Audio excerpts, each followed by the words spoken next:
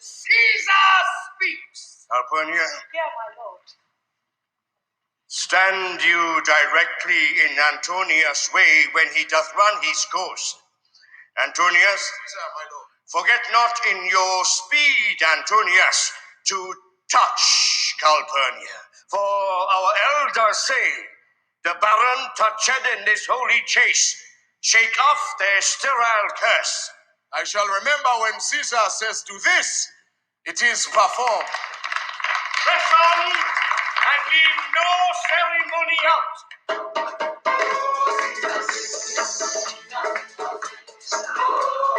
Who calls? Let every voice be still. Peace yet again. Who is it in the press that calls on me? I hear a tongue shriller than all the music cry, Caesar. Speak. Caesar is turned to hear. Beware the Ides of March. What man is that? A soothsayer bids you beware the Ides of March. Set him before me. Let me see his face. Fellow, come from the throng. Look upon Caesar. What sayest thou to me now? Speak once again. Beware the Ides of March.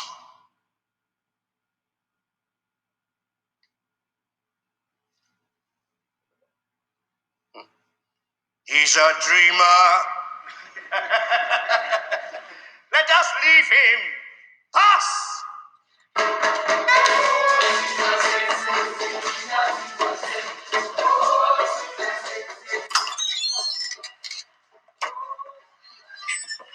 Will you go see the order of the course? Not I. I pray you do. I am not gamesome. I do lack some part of that quick spirit that is in Antony. Let me not hinder, Cassius, your desires. I'll leave you. Brutus, I do observe you now of late.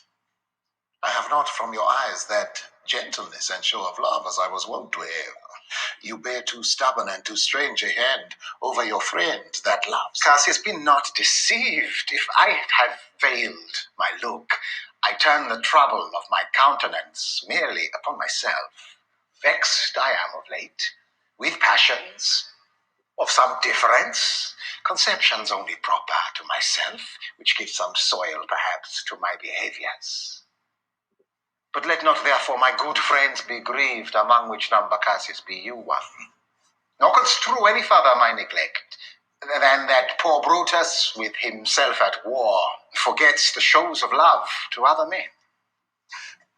Then, Brutus, have I much mistook your passion, by means whereof this breast of mine hath buried thoughts of great value, worthy cogitations. Tell me, good Brutus, can you see your face?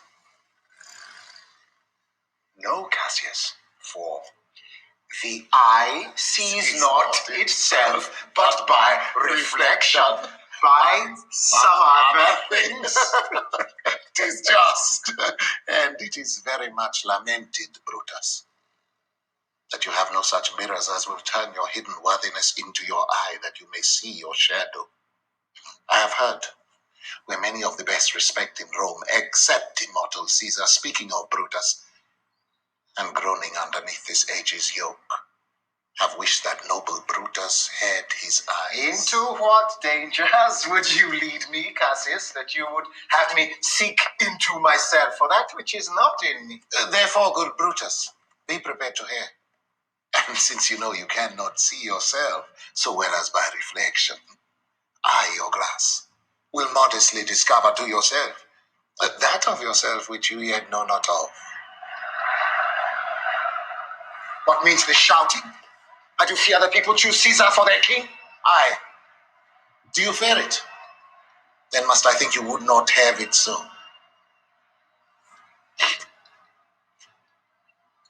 I would not, Cassius.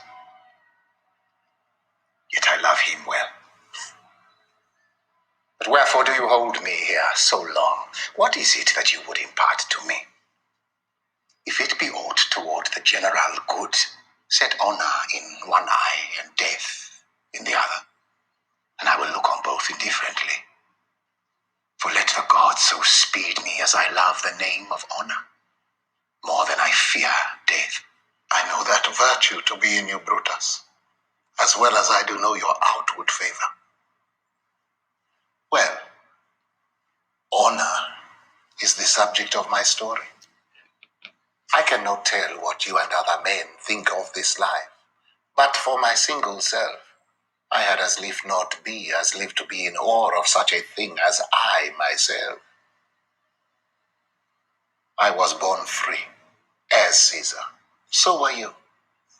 We both have fed as well, and we can both enjoy the winter's cold as well as he. For once, upon a raw and ghastly day, the troubled Tiber, chafing with her shores, Caesar said to me, "Darest thou, Cassius, now leap in with me into this angry flood." Upon the word, accoutred as I was, I plunged in and bade him follow. So indeed he did. The torrent roared, and we did buffet it with lusty sinews, throwing it aside and stemming it with hearts of controversy. But ere we could arrive the point proposed, Caesar cried, "Help me, Cassius, or I sink." And this man is now become a god. And Cassius is a wretched creature and must bend his body if Caesar carelessly but nod on him. He had a fever when he was in Spain. And when the fit was on him, I did mark how he did shake. 'Tis true, this god did shake. His coward lips did from their colour fly, and that same eye whose bend doth awe the world did lose his lustre. I did hear him groan, aye, and that tongue of his that bade the Romans mark him and write his speeches in their books. Alas, it cried, "Give me some drink, Titinius, as a sick girl." Ye gods, it doth amaze me. A man of such a feeble temper should so get the start of the majestic one, and bear the palm alone. Another general shout. I do believe these applauses are for some new honors that are heaped on Caesar. Why, man, he doth bestride the narrow world like a colossus, and we petty men walk under his huge legs and peep about to find ourselves dishonorable graves. Men at some times are masters of their fates. The fault, dear Brutus, is not in our stars, but in ourselves that we are underlings. Brutus and Caesar, what should be in that Caesar? Why should that name be sounded more than yours? Write them together. It is as fair a name. Sound them. It doth become the mouth as well. Weigh them, it is as heavy. Conjure with them. Brutus will start his spirit as soon as Caesar. Now in the name of all the gods at once, upon what meat doth this our Caesar feed, that he is grown so great? Age, thou art shamed. Rome, thou hast lost the breed of noble bloods. When went there by an age? Since the great flood, but it was famed with more than with one man. When could they say till now that talked of Rome, that her wide walls encompassed but one man? Now is it Rome indeed, and Rome enough, when there is in it but one only man? That you do love me, I am nothing jealous. What you would work me to, I have some aim. How I have thought of this and of these times, I shall recount hereafter. For this present I would not, so with love I might entreat you be any further moved. What you have said I will consider, what you have to say I will with patience hear, and find a time both meet to hear and answer such high things. Till then, my noble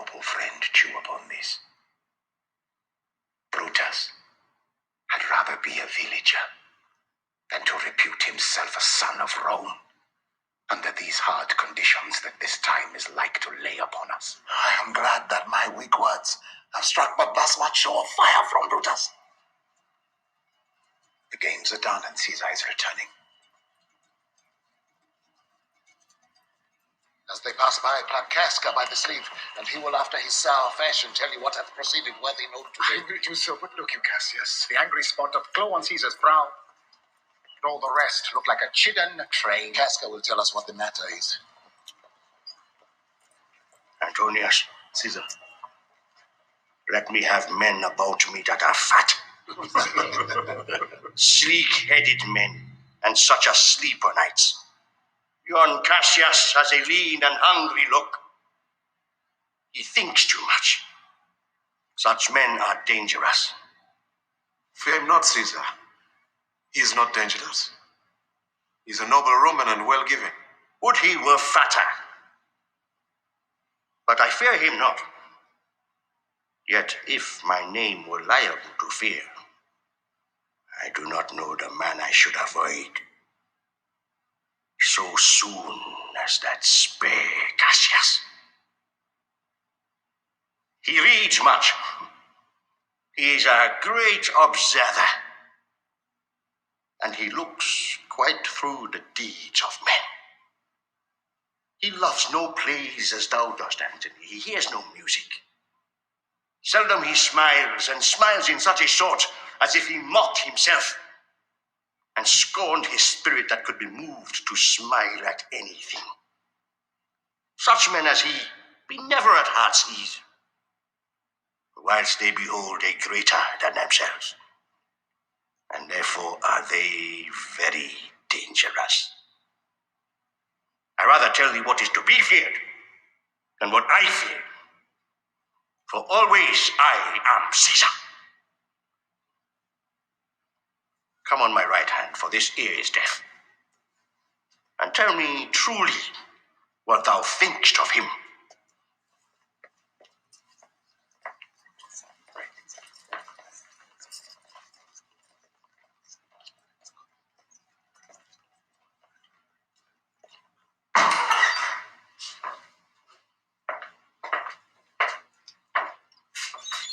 You pulled me by the sleeve. Would you speak with me? Aye, Casca.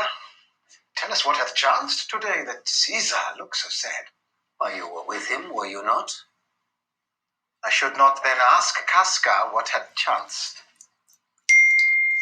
Why, there was a crown offered him, and being offered him, he put it by with the back of his hand, thus, and the people fell a-shouting. What was the second noise for? Why, for that too. They shouted thrice. What was the last cry for? Why, for that too. Was the crown offered him thrice? Aye, marry was't, and he put it by thrice, every time gentler than other, and at every putting by my honest neighbours shouted. Who offered him the crown? Why, Antony! Tell us the manner of it, gentle Casca. I can as well be hanged as tell the manner of it. It was mere foolery. I did not mark it. I saw Mark Antony offer him a crown, yet 'twas not a crown neither. 'Twas one of these coronets. And as I told you, he put it by once, but for all that to my thinking he would fain have had it. Then he offered it to him again. Then he put it by again, but to my thinking he was very loath to lay his fingers off it. And then he offered it the third time. He put it the third time by, and still, as he refused it, the rabblement hooted and clapped their chapped hands and threw up their sweaty nightcaps and uttered such a deal of stinking breath that it almost choked Caesar, for he swooned and fell down at it. And for mine own part, I durst not laugh, for fear of opening my lips and receiving the bad air. But soft, I pray you. What? Did Caesar swoon? He fell down in the marketplace and foamed at mouth and was speechless. 'Tis very like he hath the falling sickness. No, Caesar hath it not, but you and I and honest Casca. We have the falling sickness. I know not what you mean by that, but I am sure Caesar fell down. If the Tagrite people did not clap him and hiss him according as he pleased and displeased them, as they used to do the players in the theater, I am no true man. What said he when he came unto himself? Marry, before he fell down, when he perceived the common herd was glad he'd refused the crown, he plucked me ope his doublet and offered them his throat to cut. And I had been a man of any occupation, if I would not have taken him at a word, I would I might go to hell among the rogues. And so he fell. When he came to himself again, he said, if he had done or said anything amiss, he desired their worships to think it was his infirmity.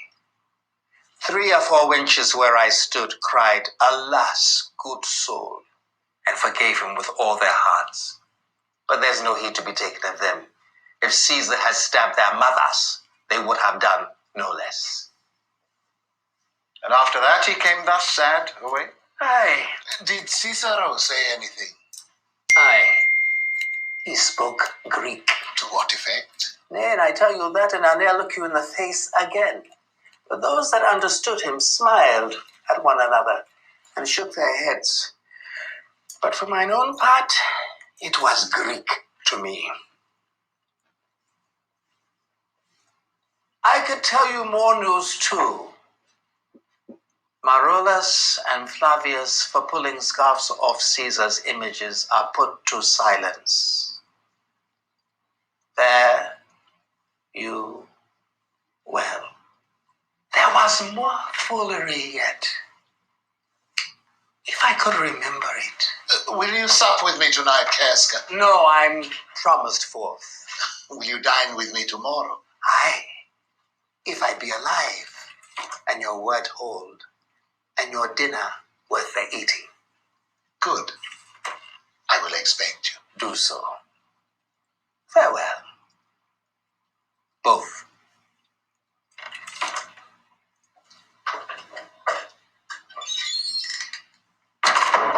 What a blunt fellow is this grown to be. He was quick metal when he went to school. So is he now, in execution of any bold or noble enterprise. However, he puts on this tardy form. For this time I will leave you. Tomorrow, if you please to speak with me, I will come home to you. Or if you will, come home to me, and I will wait for you. I will do so. Till then, think of the world.